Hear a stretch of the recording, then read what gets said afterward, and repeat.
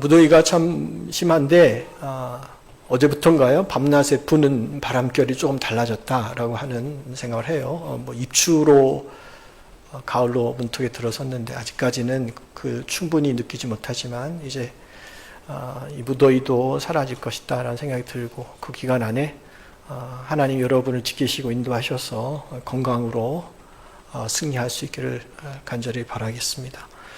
오늘 본문 말씀은 제가 지난 몇 주간 동안 함께 살펴보았던 요나서의 마지막 부분이 될 텐데요.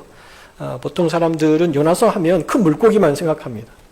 그 물고기를 요나가 삼켰고 요나가 살아나서 요나가 사역을 했다 이 정도로 기억하는 분들이 계실 겁니다. 그러나 하나님은 요나서를 물고기 이야기로 끝나지 않고 또 3장에 나오는 니느웨의 큰 붕의 역사로 끝내지 않으세요. 만일 요나서가 3장으로 끝났다면 정말 해피엔딩, 아주 멋있는 결말이 되겠죠. 선지자 요나는 하나님께 순종했고 니느웨는 하나님의 계획대로 구원받았고 하나님의 큰 승리가 있었다. 아주 멋진 결말로 끝날 수 있습니다. 그런데 하나님은 한 장을 더 남겨놓으셨다는 거예요.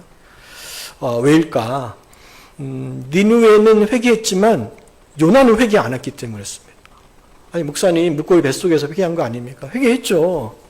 사명 다시 받았죠. 그리고 나서 맡겨진 사명 했는데 그리고 난 후에 요나의 모습을 보니까 요나의 인생에서 진정 회개가 아니라 그의 인생을 바꿔야 할 아주 중요한 문제가 남겨져 있다라고 하는 것을 우리가 보게 되는 겁니다. 사실 하나님이 가장 변화시키고 싶었던 것은 니느웨의 12만 명에 해당되는 그 영혼들뿐만 아니라 요나 자체였구나. 요나도 변화받기를 하나님 원하셨구나 라는 것을 보게 되죠. 그래서 오늘 요나를 통해 우리 마음도 주님의 마음과 같아지기를 원하시는 것을 발견하게 되는데요. 우리 지난 시간까지 요약해 보면 요나가 물고기 뱃속에 있다가 나와서 니느웨에 찾아가서 앞으로 40일이면 이 성이 무너질 것이다 라고 외쳤을 때 단 한 번에 단기 선교 첫날에 아주 짧은 이 메시지 하나로 니느웨에 있는 모든 백성, 왕으로부터 시작해서 모든 사람이 다 회개하고 굵은 베옷을 입고 하나님께 돌아오는 역사가 있었잖아요. 그래서 하나님은 그들의 그 모습을 보시고 주님이 처음에는 니느웨의 재앙, 심판으로 함께 하시려고 했는데 그 뜻을 철회하시게 됩니다. 여기까지가 요나서 3장의 말씀이죠. 마지막 4장은 요나가 아주 크게 분노하며 시험에 드는 모습으로 시작을 해요. 자, 그러면 오늘 요나서 4장에 담겨있는 영적 교훈이 뭐가 있는가, 그 요나의 모습이 바로 나구나라는 걸 여러분 깨달을 수 있어요. 요나서 4장을 제대로 여러분이 이제 소화하시는 거예요. 요나를 통해서 나의 모습을 살펴보고 또 새롭게 되어지는 은혜가 무엇인가를 지금부터 함께 나누도록 하겠습니다. 첫 번째 영적 교훈인데요. 요나는 니느웨에서 일어난 이 놀라운 회개 역사에 기뻐하지 않아요. 오히려 크게 분노하면서 니느웨 성 밖으로 나가버리죠. 왜 그랬을까? 이유는 단순합니다. 요나는 처음부터 이스라엘 원수 국가인 아수르가 하나님의 심판받기를 원했기 때문에 그런 겁니다. 아주 근접하게 우리나라와 일본을 상대했을 때 일본이 구원받기보다는 일본이 하나님의 심판받기를 원하는 그런 마음, 민족적으로 큰 그 갈등이 있는 상황에서 보면 그런 모습이 니느웨에게 있었던 거죠. 요나가 분노하는 장면 한번 1절, 2절 다시 한번 살펴보도록 할게요. 1절입니다. 요나가 매우 싫어하고 성냈다. 그러면서 2절에 보면 여호와께 기도하여 이르되 여호와여 내가 고국에 있을 때 이러하겠다 말씀하지 아니하였나이까. 그러므로 내가 빨리 다시스로 도망하였사오니 주께서는 은혜롭고 자비롭고 노하기를 더디하시고 인애가 크시사 뜻을 돌이켜 재앙을 내리지 아니하시는 하나님인 줄을 내가 알았습니다. 이렇게 이야기하는 거예요. 이 기도 내용이 뭘까요? 한마디로 표현하면 내가 이럴 줄 알았다는 거예요. 은혜롭고 자비로우신 하나님이 그 잔인하고 나쁜 니느웨 우리의 원수의 그 사람들 용서해 주실 것 같아서 내가 처음부터 나를 부르실 때 난 그거 안 하겠다고 다시스로 도망갔는데 설마 하나님이 하셨을까라고 생각했는데 내가 와서 해보니까 진짜 현실이 돼버렸다는 거예요. 마음에 안 든다는 거예요. 그래서 요나는 이 꼴을 보지 못하겠사오니 차라리 죽겠습니다. 이렇게 고백하잖아요. 내 생명 거둬달라라고 기도합니다. 우리는 요나의 이 모습을 보면서 무슨 이런 사람이 다 있나 이런 생각을 하는데 요나의 이 모습에 우리 가운데 있는 아주 그 요나의 그 속마음이 있는 거예요. 이거를 우리가 이기적 정의심이라고 이렇게 표현해 볼 수 있습니다. 왜일까요? 대단히 정의로운 것처럼 보이지만 그렇게 따지고 보면 요나도 하나님 앞에 죄인이거든요. 하나님 앞에 용서받은 죄인인데 자기는 그렇게 용서받아 놓고 남이 그렇게 용서받는 거는 싫은 거죠. 다시스로 가다가 큰 풍랑 만났을 때 요나는 이 풍랑의 원인이 나 때문인 것을 알았습니다. 그래서 뱃사람들에게 나를 바다에 집어 던져라. 그럼 풍랑이 잠잠해진다라는 것을 알았고 그렇게 이야기하고 그렇게 던져줘서 풍랑이 잠잠해졌어요. 왜요? 요나는 죄는 그냥 획이 아니라 죄의 값이 있는데 그 죄 싹시 값이 뭐예요? 죽음이라는 거예요. 그러니까 내가 죄를 지었으니까 바다에 던져서 죽어야 이 죄값이 치러진다고 생각한 거예요. 근데 그렇게 했는데 정말 그렇게 됐어요. 그런데 하나님이 마땅히 그렇게 죄를 지어서 죽어야 될 요나를 아주 은혜롭게 큰 물고기를 예비하셨다가 그를 살려주잖아요. 그가 용서하고, 그가 회개하고 자복했을 때 하나님이 용서하셨다는 거죠. 자, 우리도 때로 누군가를 보면서 저 사람은 은혜 받을 만한 자격이 없어. 저 사람은 그럴 신분이 아닌데 저 사람이 은혜를 받아? 저 사람이 직분자가 돼? 저 사람이 구원을 받아? 그러면 마음 한켠에서는 뭐예요? 정의로운 같이 느껴지지만 그게 대단히 이기심에 발로한 정의감이 나온다는 거예요. 내 처지에서는 그렇게 생각하고 정의롭다라고 생각하지만 그러나 나의 모든 죄를 알고 계시는 하나님의 입장에서는 말이 안 되는 거죠. 기가 막힌 거죠. 우리는 이런 모습이 너무나 많습니다. 그래서 예수님이 누가복음 6장 41절에서 이렇게 이야기하잖아요. 화면에 보면 이렇게 나옵니다. 어찌하여 형제의 눈 속에 있는 티는 보고 내 눈 속에 있는 들보를 깨닫지 못하는. 나에게는 타인에게 가지고 있는 것보다 더 큰 허물과 그 부족함이 있는데 나는 괜찮고 남 속에 있는 아주 조그만 그것을 보고 그것을 트집 잡고 그것을 비평하고 비난하는 그게 우리 가운데 다 있다는 거예요. 요나라는 거죠. 내가 받는 은혜. 또 앞으로 하나님이 주실 은혜를 기대하면 너무 좋아요. 그런데 내가 싫어하는 사람이 은혜 받는 것은 너무 힘든 거예요. 내가 용서받는 건 너무 감사하죠. 그러나 나를 아프게 한 사람이 그 아픔에 대한 죄가도 다 치르지 않았는데 그 사람이 용서받는 것은 내가 죽기보다 싫은 거예요. 이런 우리의 심적 마음을 표현하는 속담이 있잖아요. 사촌이 땅을 사면? 왜요? 내가 사는 거는 괜찮고 은혜롭고 남이 사면 싫은 거고. 그래서 하나님이 요나에게 물으신 것처럼 오늘 저와 여러분도 물으시는 거예요. 너도 용서받은 사람 아니냐? 너도 하나님의 은혜로 구원받는 사람 아니냐? 그 은혜를 살고 있는 사람 아니냐? 그런데 왜 다른 사람에 대해서는 그렇게 정죄하고 비난해? 그게 맞아? 그 말씀을 오늘 요나의 이 모습을 통해서 고스란히 우리에게 비춰주시는 거죠. 이런 경우는 예수님이 사용하신 비유 가운데도 있어요. 탕자의 비유를 보세요. 아버지를 떠났어요, 둘째 아들은. 근데 큰 아들은 항상 아버지 집에 있었어요. 아버지 일을 다 도맡아서 했습니다. 아버지 집에 있으면서도 불구하고 큰 아들은 아버지의 마음은 몰라. 아버지는 잃어버린 아들이 다시 돌아온 것을 대단히 기뻐하고 잔치를 베풀었지만 큰 아들은 동생이 돌아온 것을 어떻게 생각했어요? 대단히 싫어했어요. 마찬가지로 요나는 바로 탕자 비유의 큰 아들을 우리에게 그대로 보여주는 것이다. 우리 안에도 그런 큰 아들이 살아있다, 존재한다 라고 하는 것을 나타내는 거죠. 저 여러분 하나님의 자녀라고 표현합니다. 하나님의 자녀는 아버지를 닮아가야 되죠. 아버지의 모습이 내 안에서 세워지기를 바라면서 우리의 삶을 사는 거죠.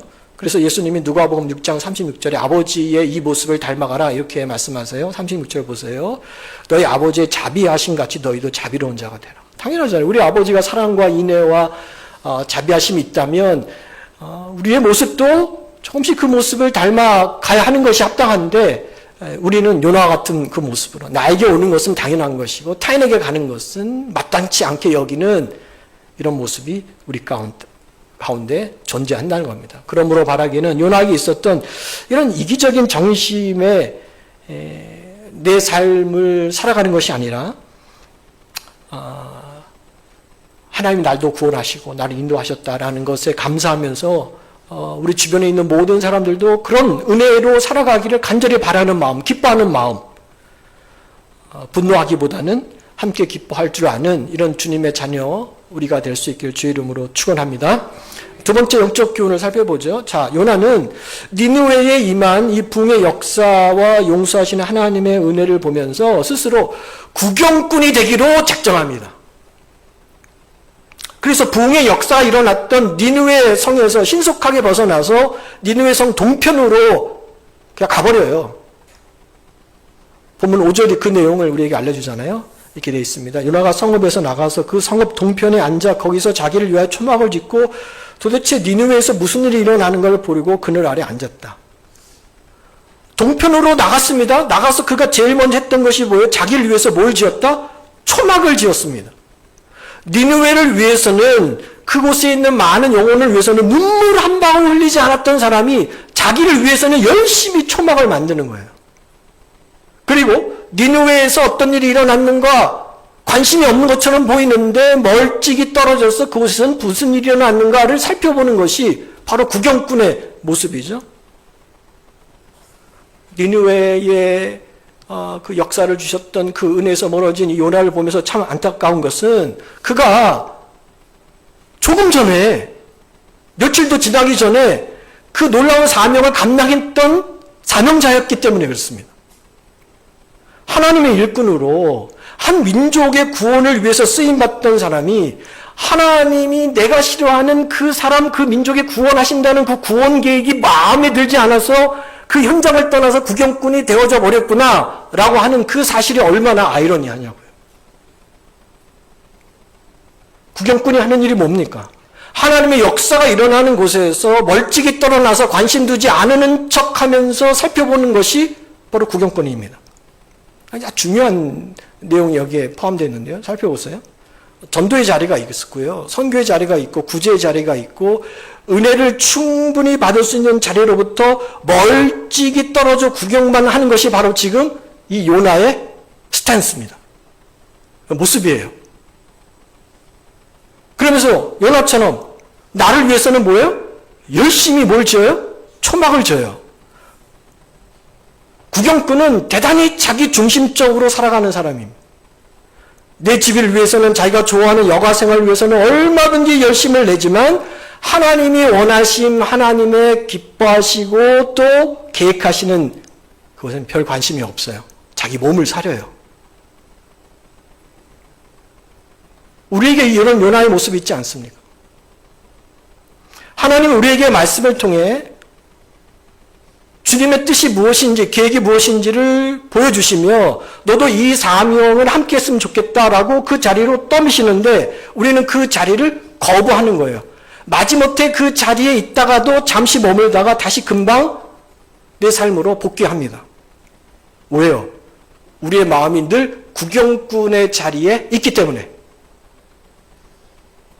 하나님 주신 사명보다 나를 위해서, 나 자신을 위해서 초막 짓는 일이 훨씬 더 중요하기 때문에. 하나님은 이처럼 자기를 위해 초막을 지은 요나를 위해서 아주 큰 은혜를 또 하나 베푸시죠.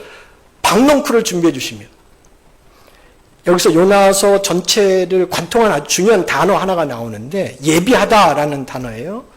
히브리어는 마나라고 하는 단어인데 요나서에 딱 4번 사용하는 단어입니다. 자, 하나님이 예비해 주셨는데 뭘 예비하냐? 첫 번째 하나님은 큰 물고기를 예비해 주셨습니다. 이때 사용된 단어. 두 번째는 박농쿨을 예비해 주셨습니다. 세 번째는 벌레를 예비하셨습니다. 네 번째는 동풍을 예비하십니다. 물고기만 하나님이 계획한 것이 아니라 요나를 위해서 벌레도 동풍도 박농쿨도 다 하나님의 계획 가운데 있다는 겁니다. 이 사실은 자연을 움직이시는 하나님을 나타내기 위한 목적이 아니라 요나의 그런 마음을 움직이기 원하시는 하나님의 준비와 계획이 무엇인가를 알려주기 위해서 이 단어 준비했다, 예비했다라는 것을 사용한 거예요. 자, 요나가 만든 이 초막만으로는요, 중동의 그 한낮의 뜨거운 태양열을 피할 수가 없습니다. 그래서 하나님이 박넝쿨을 준비해서 그로 인하여 요나에게 은혜를 베푼 거죠. 그늘을 주신 거예요. 저와 여러분이 한낮 정오나 3시 이 사이에 거리를 걸어가면요, 그 내리쬐는 그 태양빛이 얼마나 강합니까? 근데요, 한국에서 내리쬐는 그 태양의 그 빛보다 중동 사막 광야에서 내비치는 그 태양은요, 비교할 수가 없습니다. 머리가 타들어가는 것 같습니다. 그늘이 없으면 살 수 없어요. 저는 많은 사람들이 양산 쓰고 다니잖아요. 저도 양산 쓰는데 양산을 쓰는 것과 안 쓰는 것의 차이가 분명히 있지 않습니까? 근데 중동의 그 태양빛 안에 박넝쿨의 그늘이 있다는 것은 너무나도 요나에겐 좋은 일입니다. 그래서 요나는 그 박넝쿨로 인해서 크게 기뻐했다라고 이야기해요. 그냥 기뻐함이 아니라 크게 기뻐했다라고 6절 말씀에 있는데 한번 6절 말씀 보겠습니다. 하나님 여호와께서 박넝쿨을 예비하사 요나를 가리게 하셨으니 이는 그의 머리를 위하여 그늘이 지게 하며 그의 괴로움을 면하게 하려 하심이더라. 요나가 박넝쿨로 말미암아 그냥 기뻐했다가 아니라 아주 크게 기뻐했다는 거예요. 자, 니느웨 백성들이 구원받고 회개하는 모습을 보면서는 전혀 기뻐하지 않았는데, 기뻐했다는 단어 자체도 없는데 요나가 자기를 시원하게 해주는 박넝쿨로 인해서는 너무나 기뻐했다라는 모습을 그대로 나타나잖아요. 이 모습이 저와 여러분의 모습이라니까요.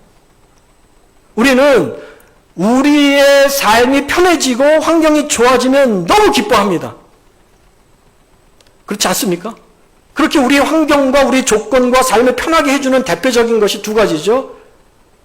돈과 건강입니다. 둘 중에 하나만 있어도 안 돼요. 돈도 있어야 되고 건강도 있어야 되고, 이것이 적절하게 우리 삶에 있을 때, 마치 박농물처럼 우리 가운데 있을 때 우리 삶이 편하고 좋고요, 행복합니다, 기뻐합니다. 하나님이 주신 돈으로 내가 더 좋은 집을 얻고 하나님이 주신 물질로 더 좋은 것을 내가 사면 너무 기뻐합니다. 하나님이 주신 물질로 내 집을, 인테리어를 리모델링을 아주 멋있게 하고 편하게 지내면 무척 흡족해하고 기뻐합니다. 박넝쿨이 주는 기쁨은 이처럼 많은데 하나님의 기쁨은 몰라. 하나님이 기뻐하시는 것들로 인하여 기뻐하지 않아요. 오직 요나처럼 지금 내 삶에 태양빛처럼 아주 강력하게 내려쬐는 이 세상 가운데 하나님이 나로 그 그늘을 가리게 하시는 그 박넝쿨을 얼마나 많이 주셨는가, 얼마나 풍성한가, 그로서 인하여 기뻐하는 존재들이 우리죠. 그래서 하나님은 이런 요나, 이런 잘못된 요나를 가리키기 위해서 또 한 가지를 동원하셨잖아요. 그게 바로 벌레와 동풍을 주님이 준비하신 겁니다. 이튿날 새벽이죠. 벌레들이 나타나더니 요나에게 그렇게 편안함과 좋은 것을 주었던 박넝쿨을 다 갉아먹게 하심으로 하루아침입니다. 박넝쿨과 그늘을 없애버립니다. 그리고 해가 뜰 때 그 뜨거운 동풍 그 하나만으로도 힘든데 거기에 덧붙여서 열기를 불어오는 그런 뜨거운 바람을 불어내시는 거예요. 견디기 힘들죠. 그래서 요나가 다시 하나님께 분노합니다. 이렇게 사느니 차라리 죽는 게 낫습니다. 화를 내죠. 요나의 특성이 그래요. 좋을 때는 나에게 좋은 것이 오면 기뻐하고 해피하고 막 행복해 하다가 내 인생에 박넝쿨이 조금만 없어지고 불편함이 오면 막 화를 냅니다. 하나님, 이게 뭡니까? 원망, 불평이 쏟아납니다. 그러자 하나님이 요나를 향해서 이런 말씀하시고 요나서가 끝나요. 10절과 11절인데 한번 10절 보겠습니다. 여호와께서 이르시되 내가 수고도 아니하고 재배도 아니하고 하룻밤에 났다가 하룻밤에 말라버린 이 박넝쿨을 아꼈거든. 하물며 이 큰 성읍 니느웨는 좌우를 분별하지 못하는 그 자가 12만 명이고 가축도 많이 있나니 내가 어찌 그것들 아끼지 아니하겠느냐, 이렇게 질문하면서 끝을 냅니다. 요나서 전체를 보면서 반드시 깨달을 중요한 메시지가 바로 이 가운데 포함되어 있는데요. 그게 뭐냐면 우리가 신앙생활을 하면서 가장 큰 비극은, 우리 신앙생활을 하면서 가장 큰 잘못된 결정은 내가 귀하게 여기는 그 가치와 하나님이 귀중하게 보시는 그 가치가 맞지 않다는 겁니다. 여기에서 트러블, 여기에서 브레이크가 일어나기 때문에 우리 신앙이 제대로가 되지가 않아요. 요나가 귀중하게 여긴 가치는 지금 나 스스로 지었던 내 초막, 중요하죠. 우리 가정이죠. 그리고 하나님 우리의 가정에 주신 박넝쿨과 같은 그 은혜, 이게 요나에게는 가장 귀한, 소중한, 계속 간직해야 할, 계속 가지고 싶은 가치입니다. 그런데 하나님이 귀하고 중요하게 여기신 것은 니느웨에 있는 12만 명에 달하는 영혼, 추구하는 것이 다른 거예요. 보는 게 다른 거예요. 하나님이 천하보다 귀하게 여기시는 그 영보다 당장 나를 편하고 즐겁고 해피하게 만들어주는 그 박넝쿨에 더 많은 가치, 더 많은 마음이 가는 것이다. 신앙생활의 삐걱거림, 비극, 아픔, 어려움, 잘못되면 여기서부터 출발하는 것이다. 내가 소중하게 여기는 박넝쿨에 대한 나의 이기적인 그 열정과 집착이, 그 원함이, 그 바람이 그 전부인 것처럼 생각하는 우리의 삶이 하나님의 마음, 그 계획을 조금도 깨닫지 못하게 하는 방해꾼이 되는 것이다. 그래서 하나님은, 그래 요나야? 내가 원하는 참된 가치, 그 밸류를 너가 보지 못하고 그냥 너 안에 그 초막과 박넝쿨로 인해서 기뻐하며 늘 너의 신앙이 구경꾼 자리에서 있는 너를 위해서 내가 깨우침을 줄게. 너가 좋아하는 그 박넝쿨을 내가 한번 빼앗아 가볼게. 주님이 우리를 벌레를 보내셔서 내가 소중하게 여기는 그 박넝쿨을 갉아먹게 하시는 거예요. 그래서 정말 주님이 원하는 가치가 무엇인가를 내 삶으로 알게 하시는 거죠. 우리가 그 크리스천 간증들을 유튜브나 여러 경로를 통해서 많이 보게 되거든요. 우리 교회도 작년에 매달 금요일 날 저녁에 모여서 함께 시청을 했죠. 그 간증들을 보면 그들의 삶의 모습도 다르고 또 상황도 다 다른데 핵심 내용은 거의 비슷합니다. 핵심 내용이 이런 거예요. 이전에는 저는 박넝쿨에, 여기서 박넝쿨은 내가 생각하는 가치죠. 뭐 성공, 뭐 자녀, 뭐 무엇이든 내가 소중하게 여기는 그 박넝쿨을 최고의 가치를 두고 주님이 나를 구원하셨는데 그 구원의 은혜를 내가 제대로 하지 못하고 늘 구경꾼 자리에 있었습니다. 이렇게 간증이 보통 시작합니다. 저는 모태신앙이었고 늘 교회 다녔지만 최고의 가치는 세상에 박넝쿨에 두었고 구경꾼 자리에 있었던 마치 썬데이 크리스천이었습니다. 이렇게 시작하잖아요. 그런데 하나님이 어느 날 나에게 그 박넝쿨을 빼앗아 가시는 고난을 통해서 내가 지금 이 자리, 밑바닥 자리까지 왔고 그 자리에서 하나님의 은혜와 은총을 다시 알 수 있는 영적인 눈을 갖게 하셨습니다. 그래서 지금까지 살아왔던 나의 삶의 가치가 이것이 아니라 하나님이 원하시는 것이 이것이다라고 하는 마치 가치 혁명이 내 삶에 일어났죠. 그때부터 박넝쿨보다 주님을 더 소중하게 여기기 시작했고, 그때부터 박넝쿨보다 하나님 주시는 은혜를 더 사모하기 시작했고, 그때부터 박넝쿨보다 하나님이 소중하게 여기는 그 영혼, 그 사역을 저도 감당하게 됐습니다. 이제는 주님의 계획과 주님의 비전이 나의 꿈이 되고 나의 비전이 됐습니다. 보통 다 이런 간증입니다. 이처럼 우리가 가치 있게 여기는 박넝쿨이 저와 여러분의 영적인 눈, 삶의 진정한 그 목적이 무엇인가를 가릴 때가 너무 많아요. 그래서 하나님의 비전을 내 것으로 삼지 못하는 삶이 너무나도 우리 가운데 있는 거죠. 돈이라는 박넝쿨이 우리 눈을 가려서 하나님의 가치 없게 여기는 그 니느웨의 영혼들을 소중하게 여기지 못하게 하고, 우리 가족의 그 영혼, 구원받을 영혼의 그 가치를 소중하게 여기지 못하게 하고요. 자녀 성적이라는 박넝쿨이 우리 눈을 가려서 그 자녀들의 영혼과 주의 말씀으로 자라야 할 그 모습을 보지 못하도록 만들어버리고, 여행이라는 박넝쿨이 우리 눈을 가려서 주의 복음을 전해야 할 그 사명을 알지 못하게 하는 거예요. 결국 하나님이 예비하신 벌레로 내가 소중하게 여기고 있는 박넝쿨이 무너지고 없어져야 그때 가서 조금씩 내가 잘못 살았구나, 내가 잘못 알았구나, 하나님 원하시는 것은 이것이구나 라는 것을 깨우쳐 갈 수밖에 없는 것이 우리의 삶의 모습이라는 거죠. 이게 요나의 모습이 바로 우리의 그 사실을 지적하고 있다는 겁니다. 그래서요, 전도의 자리가 있고 선교의 자리가 있고 구제하는 그 모습은 내가 그렇게 소중하게 아끼는 박넝쿨보다 하나님이 아끼시는 영혼이 훨씬 더 중요하고 가치 있다는 것을 아는 사람이 하는 겁니다. 전도가 뭐 특별한 건지 아십니까? 전도는 내가 만난 예수님을 전하는 게 전도입니다. 내가 만난 예수님이 이런 분입니다 라는 것을 내 삶으로, 내 이야기로 전해주는 게 전도예요. 그런 전도의 소중함, 이를 위해서 세상 곳곳에서 수고하는 그 선교사들의 그 수고, 또 주님이 원하시는 그 사랑의 헌신의 구제에 내가 있느냐는 주님이 원하시는 그 목적과 뜻이 여기에 있다는 것을 아는 사람이 하는 거라니까요. 전도하는 교회가 있죠. 선교하는 교회가 있고 구제하는 교회가 있습니다. 그런 성도도 물론 있죠. 이분들이 무슨 시간이 남고 교회 재정이 풍족하고 여건이 다 돼서 하는 것 아닙니다.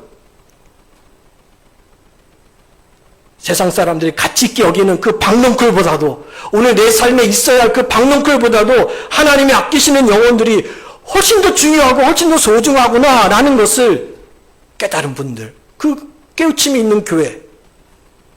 그래서 그 니느웨의 영혼들을 위해서 기꺼이 내 시간과 내 재능을 내놓아도 전혀 아깝지 않게 여기는 분들이 하는 거고, 그 교회가 감당하는 거예요.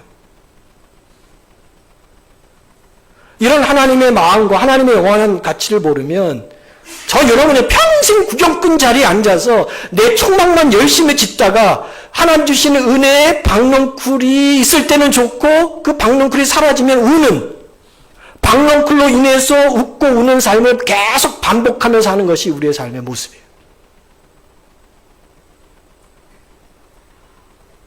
우리에게는 시간이 그리 많이 남아있지 않습니다. 최종적으로 주님 앞에 남는 것은 단 한 가지예요. 내가 얼마만큼 진실되게 주님을 위해서 살았는가. 그것만 남습니다.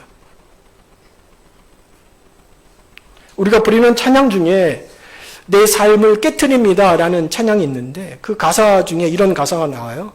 내 눈을 열어주소서 주님의 참된 가치를 보도록. 내 앞에 계신 주님과 비할 것은 없습니다. 이 찬양 가사에 동의하십니까? 내 눈을 열어달라는 거예요. 주님의 참된 가치를 나도 볼 수 있도록. 진정한 가치는 내 인생의 초막과 박넝쿨에 있지 않고 저 영혼들에게 있음을 볼 수 있도록 내 영적인 눈을 열어주세요 라고 이 찬양을 지은 그 분은 가치 혁명이 일어난 거죠. 원하고 바라고 기도합니다 라는 찬양이 있죠. 그 내용도 똑같습니다. 이 세상 살아가는 동안에 나의 힘을 의지할 수 없으니 기도하고 낙심하지 말 것은 주께서 참 소망이 되십니다. 그러면서 뭐라고 고백합니까? 하나님의 꿈이, 하나님의 가치가 나의 비전이 되고 나의 가치가 되고, 예수님의 성품이 나의 인격이 되고, 주님의 성령의 권능이 나의 권능이 되어서 주님이 원하시는 가치대로 내가 살기를 원합니다.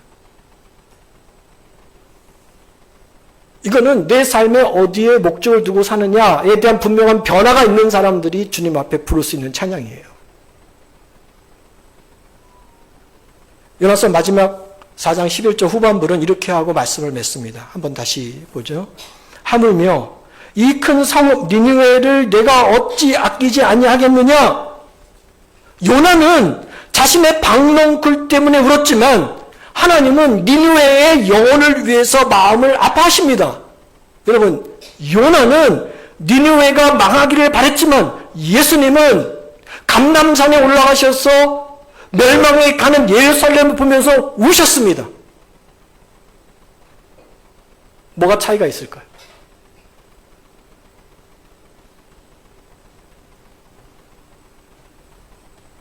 놀랍게도 요나서는 여기서 끝맺음을 한다는 거죠.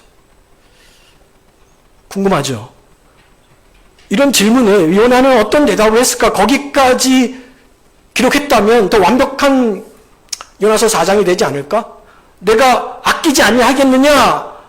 주님의 그 질문에 요나가 맞습니다. 주님, 제가 잘못 깨달았습니다. 저는 박농쿨이 중요하다고 생각했는데 이제 보니 주님의 마음을 알았습니다. 다시 저의 부족함을 용서하시고 니느웨의 현장으로 돌아가서 마지막 맡은 그 사명을 끝까지 하겠습니다라고 하면 완벽한 결말이 되겠죠. 근데 요나서는 그 해답을 주고 있지 않아요. 왜 대답이 없을까요? 저는 이렇게 생각해 봅니다. 만약에 요나는 그래서 하나님 말씀을 듣고 다시 돌아가 그 삶을 마쳤다라고 끝났다면 우리는 요나서를 성경에 있는 다른 말씀과 똑같이 여길 겁니다. 아브라함처럼 모세처럼 그 사명을 다 마쳤구나, 훌륭하구나. 과거의 한 인물의 이야기로 종교를 하겠죠. 하지만 요나의 이 대답을 생략함으로써 하나님은 오늘 이 시대에 저 여러분에게 계속 이 질문을 하는 거예요. 그러면 너는 어떻게 하겠느냐? 지금 너는 누구를, 주님이 원하시는 그 가치를 가지고 어떤 영혼을 지금 품고 있느냐? 내 마음에 들지 않는 사람이라도 내가 긍휼을 베푼다는 이 사실에 너는 지금 어떤 마음이냐? 내가 중요하게 여기는 것과 내가 중요하게 여기는 것과의 차이가 있을 때 너는 지금 누구의 마음을 따를 준비가 되어 있느냐? 이 질문을 계속 우리에게 하는 거죠. 그리고 요나의 입장에서 그 질문에 우리가 대답하고 구경꾼이 아닌 사명자로 살기를 주님은 지금 뭐하고 계시다? 기다리고 원하신다는 거죠. 따라서 요나서의 마지막 이 장면은 끝난 이야기가 아니라 계속 이어지는, 우리로 하여금 결단하게 하시는 하나님의 부르심이라는 것을 우리가 깨닫게 됩니다. 너는 무엇을 가장 귀하게 여기냐? 주님, 저는요 건강이 중요하다고 생각합니다. 건강이 있어야 뭐든 하죠. 주님, 적절한 주님의 물질이 있어야 됩니다. 그거 있어야 주님의 일을 하죠. 우리 가정 주셨으니까 우리 가정의 자녀의 인생이 형통하기를 원합니다. 이 세상에서 제가 좀 성공하기 원합니다. 하나님은 그런 것들이 중요하지 않다고 여기는 것이 아닙니다. 그거 필요 없다라고 다 버려라 이렇게 이야기하는 것 아닙니다. 그거보다도 마땅히 너희에게 필요할 적절한 박농쿨이 있어야 하는 것은 알지만 그것이 전부가 아니라 그거보다 더 중요한 한 영혼이 있다. 그거 지금 주님이 알려주시는 거예요. 바라기는 하루아침에 없어질 그 박농쿨로 인해서 내 인생이 기뻐했다, 슬퍼했다는 인생이 아니라 많은 영혼이 주님으로 인해서 구원받는 것으로 가장 기뻐할 줄 알고 그 역사 현장에서 멀찌감히 서서 뭐가 진행되나 보다 이렇게 구경꾼으로 살펴보는 것이 아니라 신실한 일꾼으로. 저와 여러분 단 한 번 살아가는 거예요, 인생은. 그리고 오늘 살아가는 이 시간은 다시 돌아오지 않으니까 기왕 살 거면 주님 앞에 신실한 일꾼으로 주님의 역사 함께 동역하는 이런 모습으로 쓰임받고 이런 모습으로 살아갈 수 있는 그런 교회가 됐으면 좋겠다. 그런 성도가 되어줄 수 있기를 주의 이름으로 축원합니다. 마지막 영적 교훈 짧게 살펴볼게요. 자, 오늘 우리가 마지막으로 살펴볼 은혜는 하나님은 니느웨라고 하는 것뿐만 아니라 요나도 끝까지 포기하지 않으시는구나라는 것에 대해서 저는 주님의 이 깊은 사랑을, 주님의 변함없는 이 사랑을 다시 보게 되는데요. 우리는 자꾸 요나의 실패만 봐요. 처음에 불순종했던 거, 물고기 뱃속에도 들어가고 또 오늘 4장에 나오는 그런 불순종의 모습을 보는데 그런 불순종하는 요나를 우리 같으면 그냥 너 살고 싶은 대로 살아라 뭐 이렇게 하고 싶은데 주님은 끝까지 지켜내시는 거예요. 생각해 보세요. 하나님 요나 대신에 다른 선지자 보낼 수 있어요. 우리가 지금 아모스를 새벽 예배 함께 하는데 요나하고 같은 시대에 활동했던 선지자예요. 아모스도 보낼 수도 있고 다른 선지자 다 보낼 수 있어요. 그런데 하나님은 끝까지 질문하시고 끝까지 기다리시고 끝까지 가르치시는 거예요. 아니 요나서 처음부터 끝까지가 그런 하나님의 마음으로 아주 가득 찼습니다. 도망가는 요나를 하나님이 찾아가시고 그를 깨우쳐주기 위해서 폭풍을 일으키시고 그를 또 구원해주기 위해서 큰 물고기를 예비하시고 그래서 요나를 다시 살려내시고 니느웨를 보내서 사명자로 살게 하시고 초막을 짓고 살아가는 그 모습이 미울 텐데도 중동의 한 뜨거운 그 태양빛을 주님이 박농클로 가려주시고 그에게 깨우침을 주기 위해서 벌레를 동풍을 불게 하시고 참 우리 인생 스토리 아닙니까? 이 요나의 삶에 다 들어있어요. 저와 여러분의 모습이. 그런데도 지치지 않고 지금도 포기하지 아니하시고 한 영혼 나처럼 한 영혼에 대해서 깊은 사랑을 가지고 그 영혼을 주님 앞에 인도할 수 있는 그 사명, 그 밸류, 그 가치를 너도 가질 수 있겠느냐. 그리고 마지막에는 주님의 이 국률, 주는 은혜롭고 자비롭고 노하기를 더디하시고 인애가 크십니다. 라고 말씀하잖아요. 오늘도 그렇습니다. 저와 여러분이 지금 넘어져 있습니까? 아니면 요나처럼 지금 박농쿨로 인해서 웃고 있습니까? 아니면 박농쿨이 없어서 울고 있습니까? 내 인생의 초막을 향한 여러분의 마음 때문에 지금 하나님의 이 마음을 살펴볼 여지가 우리 가운데 없는 것 아닙니까? 걱정하지 마세요. 그렇다고 해서 주님이 저와 여러분을 포기하지 않으십니다. 끊임없이 가르치실 겁니다. 끊임없이 알려줄 겁니다. 그래서 누군가라도 내 마음의 한구석에 주님을 향할 수 있도록 주님은 지금도 우리에게 물고기를 보내시고 박농쿨을 보내시고 벌레와 동풍으로 끝까지 사랑하시는 국류를 우리에게 나타내시겠죠. 그 은혜 가운데 살아가기를 주의 이름으로 축원합니다. 오늘 말씀을 정리하겠습니다. 요나서 가지고 5주간 제가 했거든요. 1주부터 오늘 마지막까지. 다 알고 있는 이야기인데 좀 더 깊게 살펴보면 그 안에 참 요나의 모습이 나구나라고 하는 것을 아주 실감할 수 있는 말씀들이 깃들여져 있죠. 요나는 질문으로 끝납니다. 내가 니느웨 백성들을 어찌 아끼지 아니하겠느냐. 너는 너의 그 박농쿨, 그 조그만 박농쿨로 인해서 그렇게 슬퍼하고 힘들어하는데 내가 한 영혼을 어찌 아끼지 아니하겠느냐. 오늘 주님이 우리에게 묻고 계십니다. 너는 무엇을 아끼고 있느냐? 우리도 한때는 박농쿨만 붙들고 살았던 요나입니다. 한때가 아니죠. 지금 여전히 박농쿨만 붙들고 살고 있는 우리의 모습일 수도 있습니다. 그러나 하나님이 우리를 포기하지 아니하시고 예수 그리스도의 십자가의 은혜를 통해서 주님의 사랑을 증명하시고 그 은혜 가운데 지금도 살 수 있도록 역사하시고 계시는 그 주님을 우리는 오늘 생각해 봐야 됩니다. 그래서 이제는 주님, 저는요 이제 제 인생에 주어진 그 박농쿨 때문에 그 하나 때문에 어떨 때는 웃고 어느 때는 우는 그런 인생이 아니라 하나님이 기뻐하시는 것을 보고 함께 기뻐하고 하나님이 아파하시는 것을 보고 함께 아파할 수 있는 그런 주님의 마음을 알아줄 수 있는 그런 자녀로 한번 살아보겠습니다. 날 그렇게 인도해 주시기를 여러분 주님 앞에 결단하고 그렇게 살아가는 우리 모두가 되길 주의 이름으로 축복합니다.